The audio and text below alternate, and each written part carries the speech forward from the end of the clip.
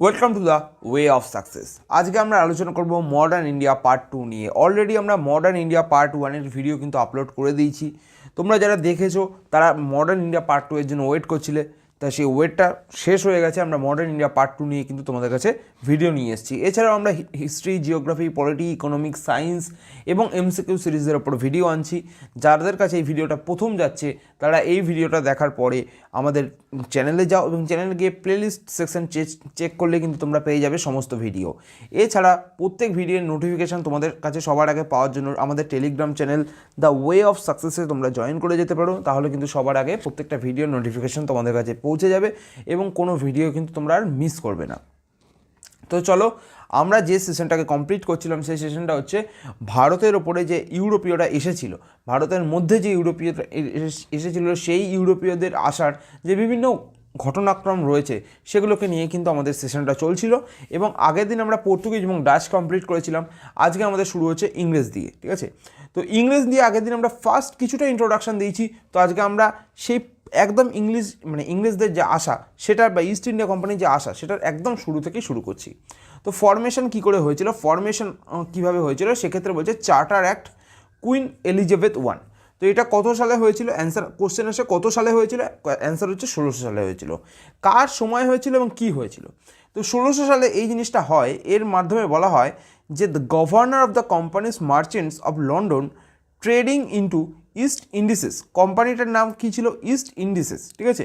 Receive exclusive trading rights in the East Indies. মানে এই যে ইস্টার্ন সাইডে যে কোম্পানির যে ট্রেডিং, ঠিক আছে, সেটার জন্য কিন্তু একটা ছাড়পত্র দেওয়া হয়, মানে কুইন এলিজাবেথের তরফ থেকে 1600 খ্রিস্টাব্দে। এবং তারপরেই কিন্তু আস্তে আস্তে আমাদের ভারতে আসে কে হকিন্স বলো, থমাস রো বলো, যারা আসে, এই যে হকিন্স আসে 1608 বলো, এখানে 1609 করা আছে, মানে 1608-এর শেষের দিক, এটা হবে 1600 মেনলি 8, ঠিক আছে? তো 1608 বলো, 1615-তে যে আমাদের থমাস রো আসে জাহাঙ্গীরের দরবারে। তো সেই ঘটনাক্রম কিন্তু শুরু হতে থাকে, কারণ তার আগের যে ভিত্তির প্রস্তর ছিল সেটা স্ট্যাবলিশ করে দিয়েছিলেন কিন্তু 1600 খ্রিস্টাব্দে কুইন এলিজাবেথের মাধ্যমে। চার্টার অ্যাক্ট নয়, মানে এই যে চার্টারটা তৈরি হয়েছিল কুইন এলিজাবেথের টাইমে, এবং তারপরেই কিন্তু হকিন্স থমাস রো আসে, ঠিক আছে? এবং এই যে হকিন্সের ক্ষেত্রে বলা হচ্ছে কার দরবারে ভিজিট করে? জাহাঙ্গীরের দরবারে, ঠিক আছে? সিকিং ট্রেড কনসেশনস, ঠিক আছে, একটা তার যে বাণিজ্য করার জন্য যে একটা পারমিট সেটাই চেয়েছিল, and establishment of A factory, যাতে সে একটা ফ্যাক্টরি স্ট্যাবলিশ করতে পারে। এবার তারপরে হয় কোথায় ফ্যাক্টরি, কোথায় এস্টাবলিশড হয়? ফ্যাক্টরি হয় মুসলিপট্টনমে। Trading activities begin and a factory was established in 1660, মানে 1616 খ্রিস্টাব্দে কিন্তু ফ্যাক্টরি স্ট্যাবলিশড হয়। এবার 1616 খ্রিস্টাব্দে যে ফার্স্ট ফ্যাক্টরি স্ট্যাবলিশড হচ্ছে মুসলিপট্টনমে, তার ব্যাকগ্রাউন্ডে ছিল ব্যাটেল অফ সোয়ালি। তো ব্যাটেল অফ সোয়ালি কাদের মধ্যে হয়েছিল পর্তুগিজদের সঙ্গে ইংরেজদের। কারণ এর আগে তো পর্তুগিজরা অলরেডি এসে গেছে, এবং পর্তুগিজরা এসে গিয়ে সুরাট কোস্ট যেটা রয়েছে আমাদের গুজরাটে, সেই সুরাট কোস্ট অঞ্চলে তারা কিন্তু তাদের কার্যকলাপ করে যাচ্ছে। এবং সেই সময় সুরাট কোস্ট অ্যাকচুয়ালি যদি বলো লোকেশান অনুযায়ী ইন্ডিয়ার কোথায়? ইন্ডিয়ার লোকেশান হচ্ছে সুরাট কোস্ট, এই যে গুজরাটের এই এরিয়াটায়। এবং এখানে কি রয়েছে? এখানেই তো আমাদের যে পোর্টগুলো রয়েছে সেই পোর্টগুলো রয়েছে। সেই পোর্টগুলোকে কে মানে কার আন্ডারে থাকবে সেই নিয়েই কিন্তু মানে ঝামেলা চলছিল। এবং সেই সময় সেই ঝামেলার নাম হয় বা যুদ্ধের নাম হয় ব্যাটেল অফ সোয়ালি, যেটা হয় 1612 সালে। এবং সেই যুদ্ধ মানে জিতে যায় হচ্ছে ইংরেজরা, এবং ইংরেজরা জিতে যাওয়ার পরে Jahangir allowed the English to establish a factory in সুরাটে কিন্তু তাদের একটা ফ্যাক্টরি স্ট্যাবলিশ করতে বলে বা পারমিশন দিয়েছিল 1613 খ্রিস্টাব্দে। কিন্তু তারপরে তারা ফার্স্ট ফ্যাক্টরি বা তাদের যে ফ্যাক্টরি স্ট্যাবলিশ করেছিল 1616-তে কোথায়? মুসলিপট্টনমে। তাহলে ব্যাকগ্রাউন্ডটা তোমাদের ক্লিয়ার হয়ে গেল যে কোথাও 1600 সাল থেকে কীভাবে শুরু হলো, এবং 1612-তে কীভাবে আমাদের ব্যাটেল অফ সোয়ালি এলো, এবং তারপরে মুসলিপট্টনমে কীভাবে ব্রিটিশরা তাদের যে ফ্যাক্টরি সেটা এস্টাবলিশ করলো। এবং সেই সময় কয়েকটা কিন্তু কি ডেভেলপমেন্ট হয়ে গেছিলো 17th সেঞ্চুরি, মানে এই যে 1600 সালের যে ঘটনা বলা হচ্ছে সেই সময়কালে যে কী ডেভেলপমেন্ট হয়েছিল। তো বলছে গোল্ডেন ফারমান বাই গোলকোন্ডা, মানে অ্যালাউড ইন্ডিয়া মানে ইংলিশদেরকে, ঠিক আছে, টু ট্রেড ফ্রিলি ইন গোলকোন্ডাতে ফ্রিলি ট্রেড করার যে পারমিশন সেটা কিন্তু দিয়ে দেওয়া হয়েছিল। এবং ফোর্ট সেন্ট জর্জ, ঠিক আছে, মাদ্রাসে যেটা রয়েছে সেখানে কিন্তু পারমিশন দেওয়া হয়েছিল ঠিক আছে, চান্দাগিরি ফ্রম চান্দাগিরি রুলার, মানে চান্দাগিরি রুলারের থেকে টু বিল্ড ফরফিটেড ফ্যাক্টরি, একটা ফ্যাক্টরি তৈরি করার জন্য, replacing Masulipatnam as South Indian headquarters. মানে তারা, আমরা কী বললাম, 1616 খ্রিস্টাব্দে মুসলিপট্টনমে তারা ফ্যাক্টরি তৈরি করে ফেলেছিল এবং সেই ফ্যাক্টরিটাকে রিপ্লেস করার জন্য কিন্তু ঠিক আছে সাউথ ইন্ডিয়াতে, ঠিক আছে, এই মাদ্রাসে কিন্তু মানে যে পারমিশন দেওয়া হয়েছিল সেটা হয়েছিল 1639-এ। তো তোমরা অলরেডি জানো যে আমাদের মানে সাউথ ইন্ডিয়ার ক্ষেত্রে যদি বলি, সেই সাউথ ইন্ডিয়াতেই কিন্তু এই মুসলিপট্টনম বলো, আমাদের মাদ্রাস বলো, সব কিন্তু লোকেটেড রয়েছে। ঠিক আছে, তো এক্সপেনশন অফ ইস্ট ইন্ডিয়া কোথায়? ইস্টার্ন ইন্ডিয়াতে কোথায়? ইস্টার্ন ইন্ডিয়া বলতে আমাদের এই পূর্ববঙ্গর যে সাইডটা, ঠিক আছে, এই অঞ্চলের কথাই কিন্তু বলা হচ্ছে ইস্টার্ন ইন্ডিয়া। সেটা বালাসোর হচ্ছে আমাদের উড়িষ্যায় 1633-এ, ঠিক আছে, শুরু হয়। এবং সেখানে আর একটা কোথায় ছিল, ফ্যাক্টরি ছিল হরিহরপুর এবং বালাসোরে 1633-এ কিন্তু ব্রিটিশরা ইস্টার্ন সাইডে মুভমেন্ট শুরু করে। ব্রিটিশরা ফার্স্টে এসেছিল আমাদের ওয়েস্টার্ন সাইডে এবং ওয়েস্টার্ন সাইডে ট্রেড করার পরে তারা আস্তে আস্তে ইস্টার্ন সাইডে কিন্তু মুভ করে। ঠিক আছে, এবং তারপরে আসে ট্রেডিং ইন বেঙ্গল, মানে বাংলায় তাদের ব্যবসা বাণিজ্য মানে চিন্তাভাবনা শুরু, বা মানে একেবারে সূত্রপাত কত সালে সেটা হয় কিন্তু হুগলিতে 1651-তে হুগলি, কাশিমবাজার অ্যান্ড পাটনা বলতে বিহারের কথা বলা হচ্ছে। এই তিনটে জায়গায় কিন্তু তারা ব্যবসা বাণিজ্য শুরু করে এবং ফ্যাক্টরি স্ট্যাবলিশমেন্টের দিকে তারা আস্তে আস্তে এগোয়। তো এই ঘটনা যখন চলছে সেই সময় উইলিয়াম হেজেস, ঠিক আছে, attempted fortified settlement but fail. সে এক সেটেলমেন্ট তৈরি করার চেষ্টা করেছিল কিন্তু সে কিন্তু ব্যর্থ হয়। এবং তারপরে আসে Job Charnock negotiated a treaty for a factory in সুতানটিতে 1691 খ্রিস্টাব্দে, মানে জব চার্নক কিন্তু একটা ফ্যাক্টরি মানে তৈরির চিন্তাভাবনা নেয়। এবং তারপরে 1698 খ্রিস্টাব্দে, ঠিক আছে, অ্যাকোজিশন হয়। তিনটে জায়গায় হয়, সুতানটি বলো, গোবিন্দপুর বলো এবং কলকাতা।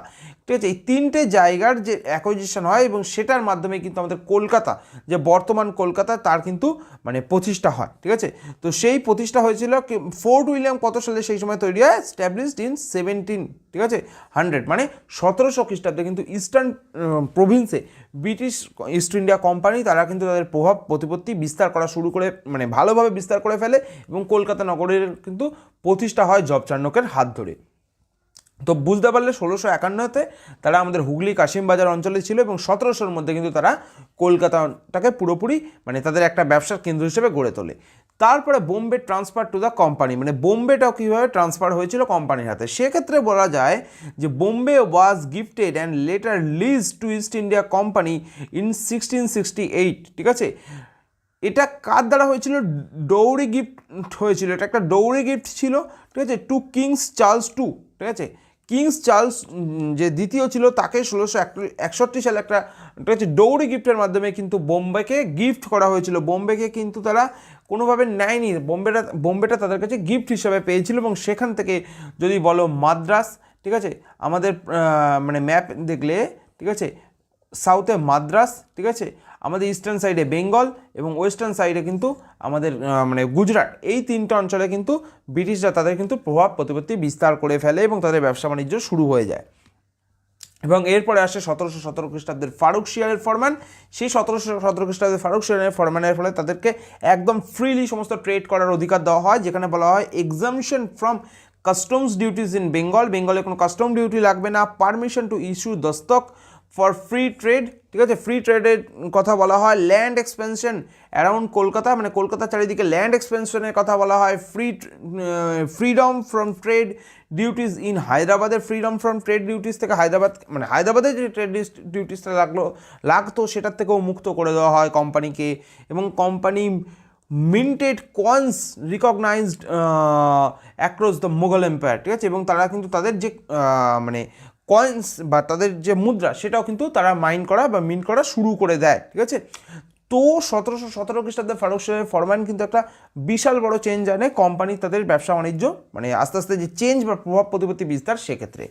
এবং ইংরেজদের যখন আস্তে আস্তে মানে কন্টিনিউটি চলছে সেই সময় কিন্তু ডেন্সরা ভারতে আসে এবং establishment of the ডেচ east India Company in 1616 খ্রিস্টাব্দে। ঠিক আছে, তো সেটা ফার্স্ট ফ্যাক্টরি কোথায় হয়েছিল? ফার্স্ট ফ্যাক্টরি হয়েছিল তাঞ্জোর, তামিলনাড়ু। ঠিক আছে, সেখানে হয়েছিল। এবং কোশ্চেন আসে মানে WPSCর পরীক্ষায় যে ডেন্সরা পশ্চিমবঙ্গের কোথায় ছিল? শ্রীরামপুরে ছিল, শ্রীরামপুরের ডেন্সরা ছিল। ঠিক আছে, নিয়ার ক্যালকাটা, ঠিক আছে। যারা শ্রীরামপুরে থাকো তারা শ্রীরামপুর থেকে ভিডিওটা দেখছো তারা জানো শ্রীরামপুর কোথায়, এবং কলকাতার আশেপাশের লোকেরা কিন্তু শ্রীরামপুরের লোকেশনটা ভালোভাবেই জানো। ইট became the most prominent Danish settlement in India, মানে ড্যানিশ বা ডেন্সদের সেটেলমেন্ট কিন্তু হয়েছিল আমাদের এই শ্রীরামপুরেই, ঠিক আছে। তাহলে আমরা যদি বলি কলকাতার চত্বরে মানে কলকাতা এরিয়াতে সেটেলমেন্ট ইংরেজদের হলো, শ্রীরামপুরে হলো ড্যানিশ, ঠিক আছে। আর দুটো জায়গা পড়ে আসে, একটা হচ্ছে চন্দননগর, ঠিক আছে। এই চন্দননগরে কাদের হয়েছিল, আর আগের দিন আমরা আলোচনা করেছি কিন্তু চুঁচুড়া কিন্তু পর্তুগিজরা তাদের ব্যবসা বাণিজ্য শুরু করেছিল, এটা আমি বেঙ্গলের রেসপেক্টে বলছি। এরপরে আসছে ফ্রেঞ্চ অ্যারাইভাল হয়েছিল, ঠিক আছে, এবং formation of the French east India company, তার নাম কি ছিল, কম্পাজিন ডেস ইন্ডিস ওরিয়েন্টালস, ঠিক আছে। এই নামটা ছিল ফ্রেঞ্চ ইস্ট ইন্ডিয়া কোম্পানির। ব্রিটিশ ইস্ট ইন্ডিয়া কোম্পানি যেমন আমরা নাম বলেছি, তেমনই এটা হচ্ছে ফ্রেঞ্চ ইস্ট ইন্ডিয়া কোম্পানি। কত সালে এস্টাবলিশড হয়, 1664 সালে, এবং তার যে ফ্রেঞ্চ ফ্যাক্টরি 1667 সালে তৈরি হয়, এবং স্ট্যাবলিশড কোথায়, অ্যাট সুরাটে তৈরি হয়, ঠিক আছে।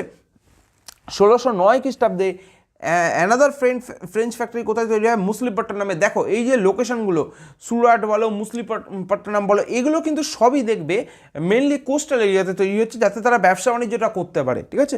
তো সেই হিসাবে 1669 খ্রিস্টাব্দে মুসলিপট্টনমে কিন্তু ফ্রেঞ্চরা তাদের মানে যে সেকেন্ড ফ্যাক্টরি সেটা কিন্তু তৈরি করে ফেলে, এবং তারপরে বেঙ্গল এবং তামিলনাড়ুতে এক্সপেনশন করে। বেঙ্গলে বলতে গেলে চন্দননগরের কাছে তারা চলে আসে, এবং যদি তামিলনাড়ুতে বলা হয় সেক্ষেত্রে বলছে পন্ডিচেরি যে অঞ্চলটা, সেই পন্ডিচেরি অঞ্চলে কিন্তু became the first French base operation in India, ঠিক আছে। পন্ডিচেরিতে কিন্তু তাদের ফ্রেঞ্চ বেস অপারেশন শুরু হয়। তাহলে বেঙ্গলের রেসপেক্টে আমরা চন্দননগর পেলাম, শ্রীরামপুর পেলাম, এবং আমরা চুঁচুড়া পেলাম, ঠিক আছে। আর ইংরেজরা যখন ছিল তারা কিন্তু সমগ্র বাংলাতেই ব্যবসা বাণিজ্য করা শুরু করেছিল, ঠিক আছে। আর আমরা যদি দক্ষিণ ভারতের কথা বলি, দক্ষিণ ভারতে আমরা পন্ডিচেরি পেলাম, পন্ডিচেরি হচ্ছে ফ্রেঞ্চদের জন্য, গোয়া পেয়েছিলাম আমরা পর্তুগিজদের জন্য, এবং মুসলিপট্টনমের কথা শুনলাম। মুসলিপট্টনমে কিন্তু আমরা ফ্রেঞ্চদের কথা জানতে পারলাম, এবং মানে ব্রিটেন থেকে মানে ইংরেজদের কথা কিন্তু আমরা জানতে পারলাম। অ্যাডিশনাল ট্রেড সেন্টার্স কোথায় ছিল, মাহে, কারিকল, বালাসোর, এই পয়েন্টগুলো কিন্তু ইম্পর্টেন্ট পরীক্ষার জন্য, ঠিক আছে। কনফ্লিক্ট অ্যান্ড রিকভারি কি হচ্ছে, Pondicherry captured by the Dutch, ঠিক আছে। ফার্স্টে ডাচদের দ্বারা ক্যাপচার করা হয়েছিল, but restore to French under, মানে ফার্স্টে ডাচরা ছিল, তারপরে ডাচদের থেকে কাদের কাছে গেল, ফ্রেঞ্চদের কাছে। কোন ট্রিটির মাধ্যমে, ট্রিটি অফ দ্য রিসিক, ঠিক আছে, 1697। তাহলে কোশ্চেন আসতে পারে ট্রিটি অফ রিসিক কিসের সঙ্গে জড়িত, সেটা হচ্ছে ডাচদের থেকে ফ্রেঞ্চদের কাছে পন্ডিচেরির যে ট্রান্সফার, বা পন্ডিচেরিটা যেটা ডাচদের হাত থেকে ফ্রেঞ্চদের হাতে চলে যাচ্ছে, সেই যে চেঞ্জেসটা সেটাই কিন্তু হচ্ছে ট্রিটি অফ রিসিকের মাধ্যমে হয়। ক্লিয়ার? সেটা হয় 1697-তে। এবার রিকগনাইজেশন লিডারশিপ যেটা বলা হয়েছে, এটা তোমরা একবার রিড করে নেবে কি বলতে চেয়েছে। আমরা এবার সরাসরি মুভ করছি কার্নেটিক ওয়ার। দেখো কার্নেটিক ওয়ার হয়েছিল কিন্তু ফ্রেঞ্চদের সঙ্গে ইংরেজদের। এবার কেন হয়েছিল আমরা এটাকে আলোচনা করব এইরকমভাবে, যে কনটেক্সট মানে কি কনটেক্সট ছিল আর কি ইভেন্টস হয়েছিল, ঠিক আছে। এই দুটোর উপরে ভিত্তি করে কিন্তু আমরা ফার্স্ট কার্নেটিক, সেকেন্ড কার্নেটিক এবং থার্ড কার্নেটিক, এই তিনটে আলোচনা করব, এবং এই তিনটেই কিন্তু এই ভিডিওর মধ্যেই আমরা আলোচনা করব, যাতে টোটাল চ্যাপ্টারটা কিন্তু এই ফার্স্ট ভিডিও এবং সেকেন্ড ভিডিওর মধ্যে আমরা কমপ্লিট করতে পারি। তো কনটেক্সট কী ছিল, an extension of the Anglo French war in Europe. মানে যে সময়ে আমরা ফার্স্ট কার্নেটিকের ওয়ারের কথা বলছি, 1740 থেকে 1748, এই সময়ের মধ্যে আমরা ইউরোপে যদি বলি অ্যাংলো ফ্রেঞ্চ ওয়ার চলছে, এবং সেই জিনিসটাই ট্রিগার্ড করে, ঠিক আছে, by the Austrian war of succession, ঠিক আছে। এবং সেই জিনিসটা ট্রিগারের ফলেই কিন্তু ফার্স্ট কার্নেটিক ওয়ার শুরু হয়। এবং রিজন কোথায় ছিল, কার্নেটিক বলতে করমণ্ডল কোস্ট এবং হিন্টারল্যান্ড অঞ্চলে, মানে বর্তমানে যে করমণ্ডল কোস্ট যে এরিয়াটা, সেই এরিয়াতেই কিন্তু এই কার্নেটিক ওয়ার শুরু হয়। এবং এর কি ইভেন্ট মানে কি কি ঘটেছিল, এখানে একটা যুদ্ধ হয়েছিল এবং একটা চুক্তি স্বাক্ষর হয়। যুদ্ধটা হয়েছিল, যে যুদ্ধটা তার নাম হচ্ছে ব্যাটেল অফ সেন্ট থমস, ঠিক আছে। তো এটা হয়েছিল French forces under the captain Paradise defeated Nawab Anwaruddin troops, মানে নবাব আনারউদ্দিনের ট্রুপসকে হারিয়ে দিয়েছিল ফ্রেঞ্চরা, এবং এই যুদ্ধে কিন্তু ফ্রেঞ্চরা জিতে যায়। এবং এই জিতে যাওয়ার ফলেই, ঠিক আছে, মানে যে চুক্তি স্বাক্ষর হয় সেটাকে, চুক্তিটার নাম হচ্ছে ট্রিটি অফ Aix-la-Chapelle, ঠিক আছে।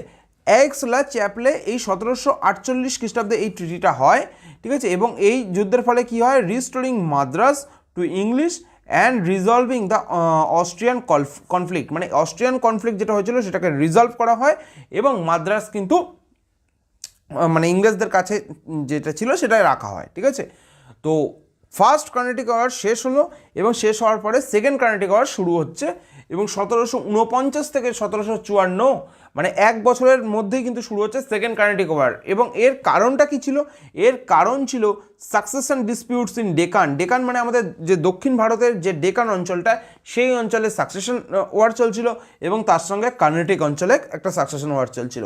এবার এই যখন সাকসেশন ওয়ার চলছে, দুটো পক্ষ ভাগ হয়ে যায়, একটা পক্ষকে ফ্রেঞ্চ সাপোর্ট করে আর একটা পক্ষকে ইংলিশ বলতে ইংরেজরা সাপোর্ট করে।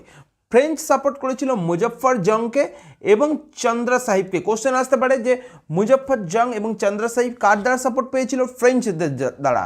ইংলিশদের দ্বারা সাপোর্ট পেয়েছিল নাসির জং এবং আনারউদ্দিন। এবং তোমরা দেখো এই দুজনেই কিন্তু ডেকানের ছিল। ঠিক আছে, ডেকানে দুটো দল ভাগ হয়ে যায় এবং এটা কিন্তু কার্নেটিকে ছিল। ঠিক আছে, তাহলে মুজফ্ফর জং চন্দ্র সাহেব ফ্রেঞ্চদের দ্বারা হয়েছিল। ঠিক আছে, আর হচ্ছে নাসির জং এবং আনারউদ্দিন এটা হচ্ছে ইংরেজদের দ্বারা। এবং এই যুদ্ধের ফলে কি হয়, দুটো যুদ্ধ হয়। দুটো যুদ্ধ হচ্ছে ব্যাটেল অফ আম্বুর, আর হচ্ছে সিজ অফ আরকোট। ঠিক আছে, মানে যুদ্ধ একটাই হচ্ছে ব্যাটেল অফ আম্বুর। ঠিক আছে, এবং তারপরে হচ্ছে আরকোটকে সিজ করা হচ্ছে। তো সেক্ষেত্রে বলছে victory of for the French Chanda Sahib and Muzaffar জং, মানে ফার্স্টে তো ফ্রেঞ্চরা জিতেছিল। ঠিক আছে, এবং তারপরে কি হয়, তারপরে হচ্ছে মানে এই যুদ্ধ যখন চলছে, এই যুদ্ধ চলতে চলতে রবার্ট ক্লাইভ ক্যাপচার্ড আরকোট ডিফিনিং চন্দ্র সাহেব। ঠিক আছে, মানে চন্দ্র সাহেবকে হারিয়ে দিয়েছিল কে, রবার্ট ক্লাইভ। ঠিক আছে, আরকোট যে অঞ্চলটাকে সেটাকে কিন্তু মানে মানে ক্যাপচার করে। এবং চন্দ্র সাহেব কার পক্ষে ছিল, চন্দ্র সাহেব ছিল কিন্তু ফ্রেঞ্চদের পক্ষে। এবং এই যুদ্ধ যখন চলছে, যুদ্ধ শেষে দেখা যায় যে ইংরেজরা এই যুদ্ধে জিতে যায়। ঠিক আছে, এবার তারপরে বলছে ডুপ্লেক্স ওয়াজ রিকল্ড, মানে in 1750 due to financial setbacks. এবং তারপরে ডুপ্লেক্সকে মানে গভর্নর জেনারেল যে হয়েছিল ডুপ্লেক্স, এই যে এখানে বলছে বিকেম দ্য গভর্নর জেনারেল, এই মানে গভর্নর জেনারেলের পদ থেকে ডুপ্লেক্সকে সরিয়ে দেওয়া হলো, মানে ফ্রেঞ্চরাই সরিয়ে দিল। এবং তারপরে মানে যে সিনারিওটা চলছে সেই সিনারিওটা এলো থার্ড কার্নেটিক ওয়ার, যেটা 1756 থেকে 1763। এই যে যুদ্ধটা মানে থার্ড কার্নেটিক ওয়ার, এর প্রেক্ষাপটে যে কারণটা ছিল সেটা হচ্ছে 7 ইয়ার্স ওয়ার। ঠিক আছে, between England and France in Europe. এই যে ঘটনাটা, ইংল্যান্ড এবং ফ্রান্সের যে যুদ্ধ চলছে, এই যুদ্ধের প্রেক্ষাপটে কিন্তু ভারতের থার্ড কার্নেটিক ওয়ার শুরু হলো ব্যাটেল অফ বন্দিবাসের মাধ্যমে। এবং এখানে ঠিক আছে দুজনের মধ্যে যুদ্ধ হচ্ছে, এক হচ্ছে জেনারেল আইরেকট। ঠিক আছে, মানে এটা ইনি কোন পক্ষের, ইংলিশ পক্ষের। ঠিক আছে, এবং আর্থুর দ্য ল্যালি সে হচ্ছে মানে থমাস আর্থুর দ্য ল্যালি, সে হচ্ছে ফ্রেঞ্চ পক্ষের। এবং এই যুদ্ধের ফলে কিন্তু ইংরেজরা জিতে যায় এবং ইংরেজরা জিতে গিয়ে মানে ইংরেজদের জিতে যাওয়ার পরে বাসি বলে যে অঞ্চলটা সেটা কিন্তু ক্যাপচার করে দেয়। এবং decline of the French influence, মানে ভারতে যে ফ্রেঞ্চদের ইনফ্লুয়েন্স ছিল সেটা কিন্তু আস্তে আস্তে ডিক্লাইন করতে থাকে। ঠিক আছে, এবং এর আউটকাম হিসাবে দেখা যায় ট্রিটি অফ প্যারিস 1763 সালে। তাহলে তোমাদের কোশ্চেন আসতে পারে কী কী এখান থেকে, যে কাদের কোনটা কলোনি ছিল, কাদের কোনটা ফার্স্ট ফ্যাক্টরি ছিল। এবং এই যে first Carnatic war, second Carnatic war, third Carnatic war, এখানে যে তিনটে ট্রিটির নাম বললাম, এই তিনটে ট্রিটি নিয়ে। এবং কোশ্চেন আসতে পারে এখানে যে তিনটে যুদ্ধ হয়েছিল যুদ্ধের নাম নিয়ে, এবং কে জিতলো, কীভাবে জিতলো, সেখান থেকেও কিন্তু কোশ্চেন আসতে পারে। তো এই কোশ্চেনগুলো সমস্ত ডিসক্রিপটিভে তোমাদের আলোচনা করে দিলাম। ঠিক আছে, তো এই মানে সেশনটা বা এই যে টোটাল চ্যাপ্টারটা এখানেই আমরা কমপ্লিট করলাম। এবং তোমরা যারা আমাদের টেলিগ্রাম চ্যানেলে জয়েন হয়ে গেছো তাদের তো ঠিকই আছে, যারা জয়েন হওনি দ্য ওয়ে অফ সাকসেস বলে টেলিগ্রামে সার্চ করো। এবং মানে তোমাদের কিন্তু যে আমাদের ডেসক্রিপশান বক্স, ঠিক আছে, সেখানে কিন্তু লিঙ্ক দিয়ে দিয়েছি। সেই লিঙ্কে একবার ক্লিক করলেই তোমরা পৌঁছে যাবে আমাদের টেলিগ্রাম চ্যানেলে। সেই চ্যানেলে যুক্ত হয়ে থাকো যাতে তোমরা ভিডিওটা সবার আগে তোমরা পেয়ে যাও। এই ভিডিওটা আজকে আমরা এখানেই শেষ করছি। নেক্সট ভিডিওতে আবার দেখা হবে। এর নেক্সট চ্যাপ্টার নিয়ে আমরা মডার্ন ইন্ডিয়াকে কিন্তু কন্টিনিউ করব, তার সঙ্গে অ্যানসিয়েন্ট ইন্ডিয়ার ভিডিও কিন্তু আসতে থাকবে। তো এই চ্যানেলটাকে সাবস্ক্রাইব করে রাখো আরও নতুন নতুন এরকম ভিডিও পাওয়ার জন্য।